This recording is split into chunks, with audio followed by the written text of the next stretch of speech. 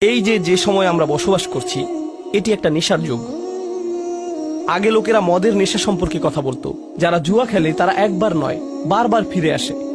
তারা তাদের বাড়ি হারায়, পরিবার হারায়, এবং তারা এটা বন্ধ করতে পারে না। মাদক একটি নেশা হতে পারে। বহু লোক ইতিমধ্যে জানতে পারেন যে বিশ্বের নামকরা সামাজিক মিডিয়াগুলো যেমন ফেসবুক, ইনস্টাগ্রাম, এই সংস্থাগুলো প্রথম তৈরিতে তারা বিশ্বের শীর্ষ ক্যাসিনোগুলোতে গিয়েছিল। কারণ তাদের অ্যাপ্লিকেশনগুলোর অ্যালগোরিদম এমনভাবে করা হয়েছে যেটা নিশ্চিত করে যে তাদের ব্যবহারকারীরা অ্যাপে থাকে। তারা চায় না যে আপনি টিকটক অন করেন এবং তা বন্ধ করে দেন। তারা চায় যে আপনি এটা অন করেন, সোয়াইপ করেন, আবার সোয়াইপ করেন, আবার সোয়াইপ করেন এবং করতেই থাকেন। এই অ্যালগোরিদম বানাতে তাদের মানুষের আচরণ অধ্যয়ন করতে হয়েছিল। তাই তারা ক্যাসিনোতে গিয়েছিল এবং সেখান থেকে সেরা সাইকোলজিস্ট নিয়ে আসে। কারণ ক্যাসিনো শিল্প প্রথমে সাইকোলজিস্ট নিয়োগ দিয়েছিল যাতে লোকেরা স্লট মেশিনে বসে টাকা বের করতে পারে। তাদের উদ্দেশ্য ছিল